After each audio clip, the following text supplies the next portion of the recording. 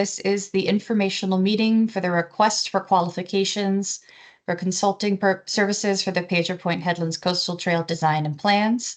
My name is Erin Gravely. I'm a project manager with our Central Coast team and the San Mateo County lead.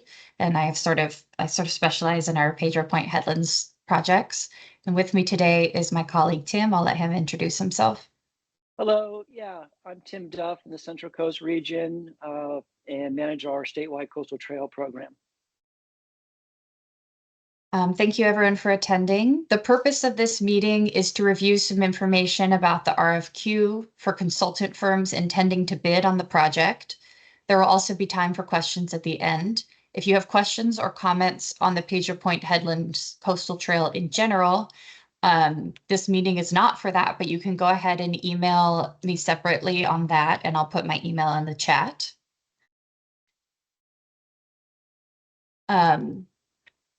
As you all can see, this presentation and meeting is going to be recorded, and we'll be posting that later so that you can go back and reference that later, or people who aren't able to attend can see the information as well. So first, there will be a presentation where I'll highlight some important details about the RFQ, and then there will be time at the end for questions.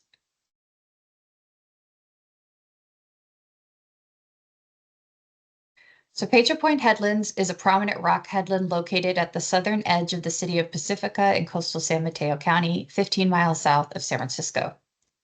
It is a local and regional landmark forming the gateway between urbanized and rugged regions of San Mateo County. To the north of the headlands is Maury Point and the coastal trail connection from Rockaway Beach to the highly visited Pacifica State Beach. To the south is Devil Slide County Park and the coastal trail connection there. Currently, there is a gap between those existing California coastal trail segments north and south of the Pedro Point Headlands. The proposed Pedro Point Headlands coastal trail would fill that gap. Through a previous planning process completed in 2020, a preferred alignment and design were generated. That preferred alignment and design can be found in RFQ Attachment 7.3, the final preferred trail design. There is much more information available about the site and the work completed to date in Attachment 7.2 and 7.3. Respondents to the RFQ should be sure to review both of these attachments as part of preparing their proposals.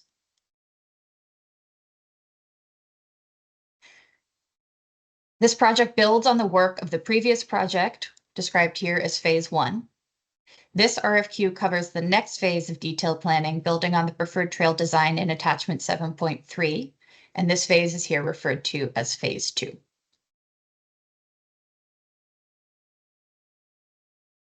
More detailed descriptions of each task, as well as the expected deliverables, can be found in Section 5 of the RFQ, the scope of work. Some of the tasks are described as optional, marked here on this list with an asterisk. It is the Conservancy's intent to undertake all tasks. However, some tasks are marked as optional because we may not move forward with them if there's no realistic time frame for project construction.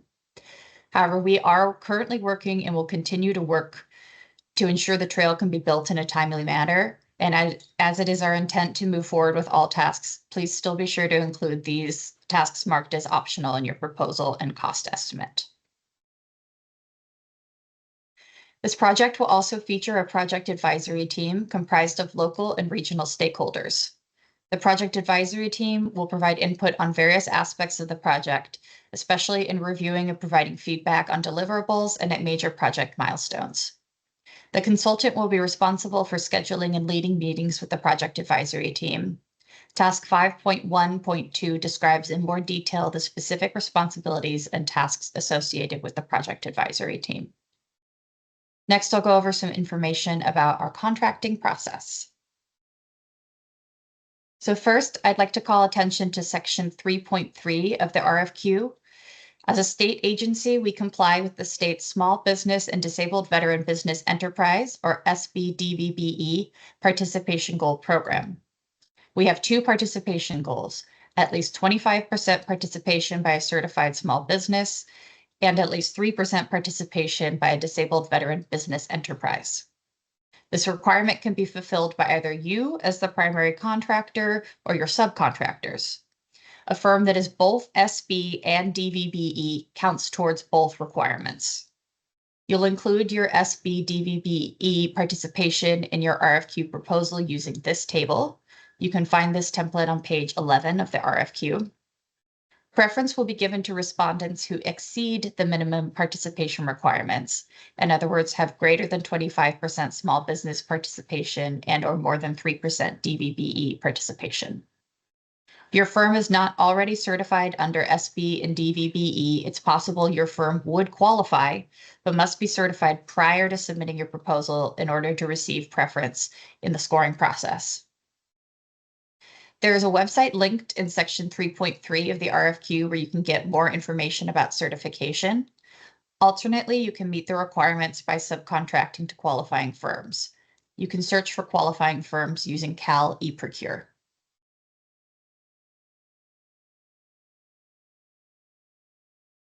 You can find the rest of our standard contract terms in RFQ attachment 7.1. We're open to discussion around the contract terms, but any proposed changes must be called out in your proposal. Please be sure to note the contract provision that is problematic to you and the proposed solution. Suggestions to the contract are not a component in our scoring or decision-making process. In other words, there is no harm in asking for a change. Finally, here are the key dates associated with this RFQ. Submissions are due by email to me by 11:59 p.m. on Friday, August 29th. And again, my email is in the chat. I will continue to answer emailed questions and, as possible, post questions and answers to the PagerPoint Headlands Coastal Trail site up through August 22nd. I'll put that website link in the chat now.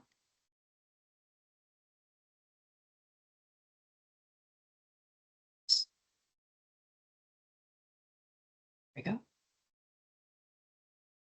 So that's where you can check to see updates as questions are continually posted to there up through questions received up through August 22nd.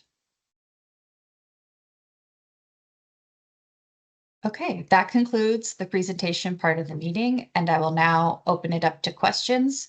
If you all could use the raise hand function and unmute yourselves when I call on you, that would be very helpful.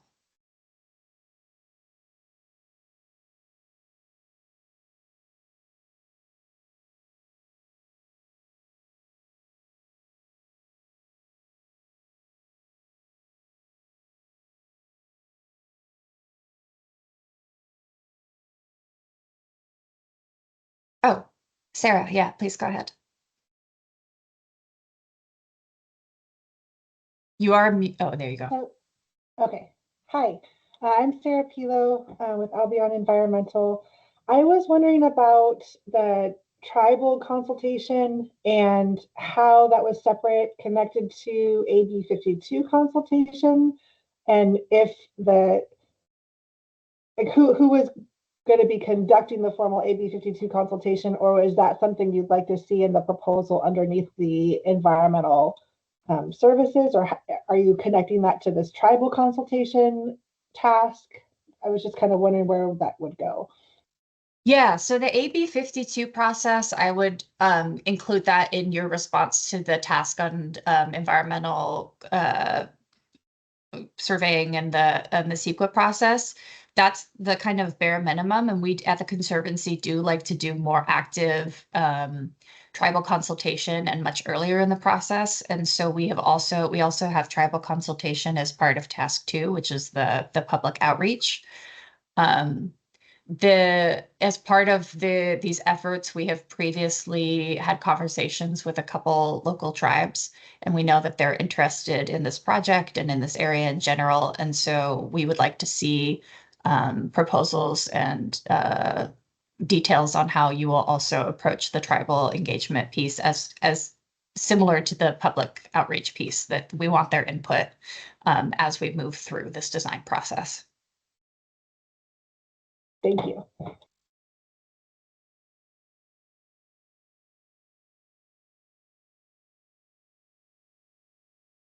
Yes, Carolyn, go ahead. Hi, Erin. Hi, Tim. Thanks for the information session. I was just wondering, working on a similar project. I saw references to the project advisory team throughout, and you mentioned like the different agencies you anticipate being involved. Was just curious, is that group already formed, and does SEC plan to change like the membership on it? Should that be part of a scoping process in terms of application and selection, or is that already something that you have settled in-house? Yeah, that's a great question. So, yes, I have already reached out to these different agencies and confirmed representatives from these different orgs that would like to serve on our project advisory team. I anticipate working with the consultant to be helping facilitate the contact with the project advisory team, and there's a lot more detail about the expectations for each side's roles in the RFQ. Yeah, that's great. Okay, thank you. That's helpful to know they're already confirmed, though. Thanks so much. Yeah.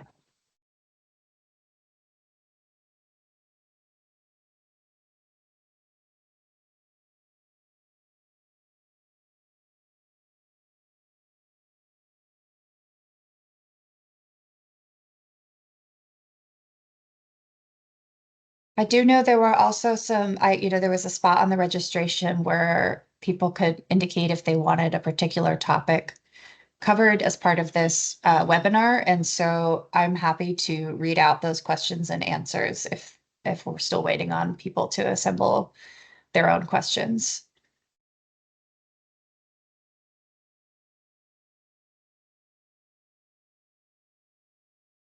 So one of the questions we got was asking about, it said, as a firm specializing in project scheduling, cost control, and risk management, we're interested in understanding how SCC envisions incorporating these support services into the team structure. Will the project team include a dedicated role for scheduling and cost consultants? And will SCC consider subcontractors in these roles during selection or focus primarily on lead design disciplines? Oh, we have a question from Gary. Gary, do you mind if I answer this one quickly and then I'll call on you? All right. So for that, I would say, Yes. Okay, thank you, Gary. I would say for that question, it's up to you how you'd like to structure your team. We do expect that proposals will account for all tasks included in the scope of work, and there is a task for project management, which is task 1.1. And it states that the contractor is responsible for managing the budget and schedule, submitting requests for disbursement and other project management activities. So it's up to you how you want to assemble your team to do those tasks, but somebody should be working on every single task. All right, Gary, go ahead. This is just a little nuts and bolts question with RDG. Curious about how will you be documenting all written questions and answers? Will there be a post 22nd deadline? And is there enough time for Yes. us to integrate that into a final RFQ? Sometimes things change at that moment, and I'm a little worried about that schedule as a result. Yeah. So I think if I'm understanding your question correctly. So yeah, I'll continue to accept questions and post those questions and answers to that Coastal Trail site. The 22nd is the last day for questions, so probably that following Monday is when I'll have the last update, if not the 22nd itself. After that, the door's closed for questions, and so it's not a ton of time before the deadline, but it should be at least a week if you want to go back and review those questions and answers one last time. Did that answer your question? Yeah, I think so. I clicked on that link and didn't see quite where they were yet, but I'll find them. I have it. Yeah, they haven't been posted yet. Okay. It's on my list for Okay. today. I've received a Got it. handful, but I wanted to make sure to include the questions asked during the webinar. Perfect. Thanks.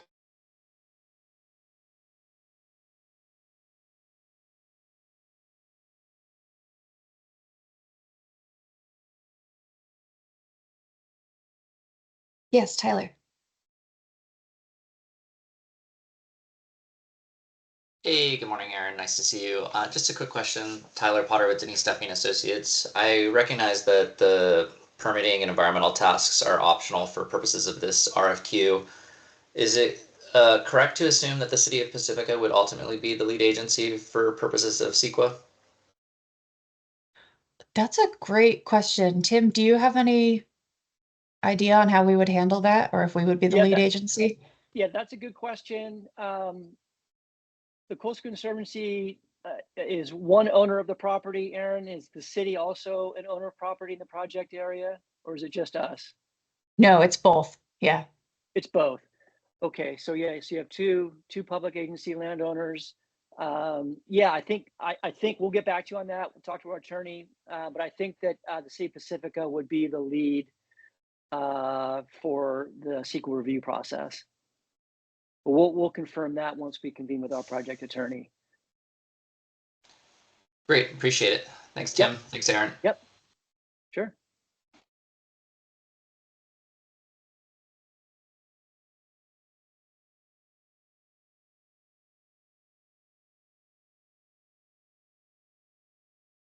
And Aaron, this may have already been in the RFQ, but the project's entirely within the coastal zone. Is that right? I think it's everything west of the Yes. ocean side of the highway. So this project area is Yes. entirely within the coastal zone.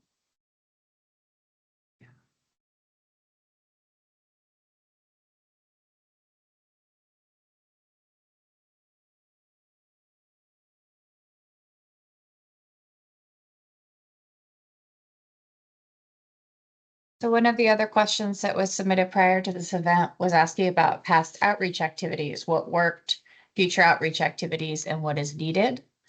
And so the 2020 planning project involved engagement in a variety of forms, including emails, surveys, tabling at community events, and public meetings.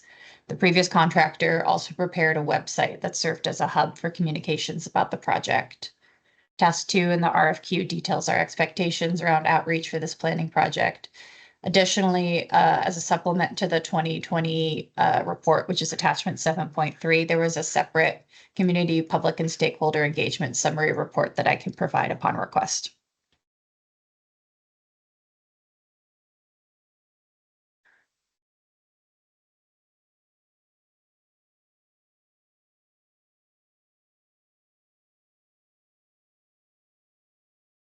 And then another question that we got was whether we worked with any consultants in the preparation of the 2020 feasibility study and conceptual design. If so, can we share who they are and whether they would be precluded from this project?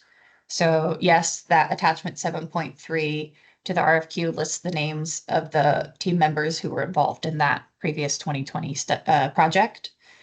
As for the conflict of interest question, our contracting process is bound by California Government Code Section 1097.6. However, for this particular project, neither having served on the prior 2020 planning project nor being selected to work on this 2025 RFQ project should be in conflict with that code. I had the project attorney check. So you should be able to bid for this project without being conflicted out of future contracts.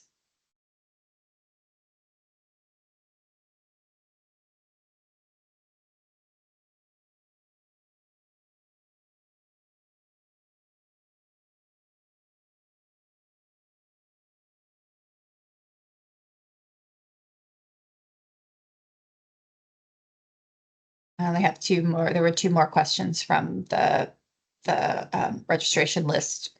So one was, can a company bid on one component of services for the project, i.e. just cultural resource services, or do we need to be part of a comprehensive team to bid? No, you cannot bid on just one component. Each proposal needs to provide details on each task listed in the scope of work, including the tasks marked as optional.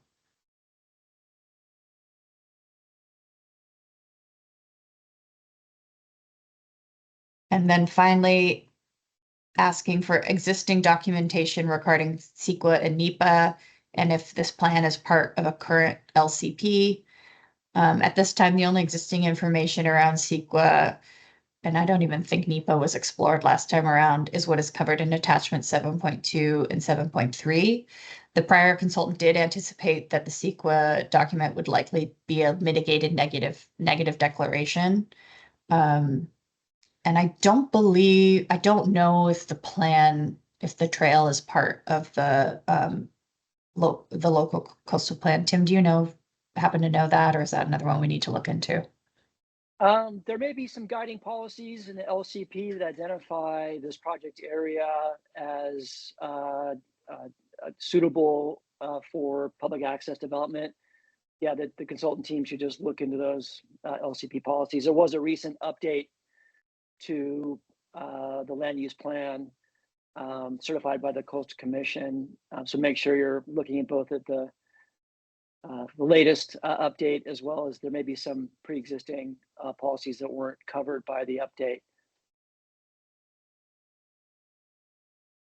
Thanks, Tim. Sure.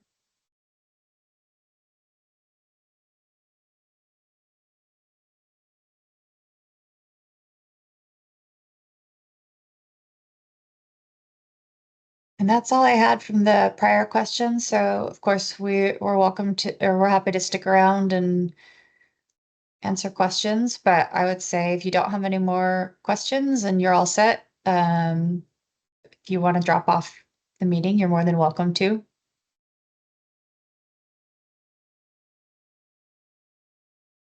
Sounds like we are good to sign off, Aaron, unless anybody else has more questions. Thank you both. Yeah, thanks everyone. Thanks for joining. It's going to be a great project. We're really excited about it. It's been an effort we've been working on literally for decades. So we're Yeah, excited sounds that awesome. Aaron's got it to this point, and we're ready to go.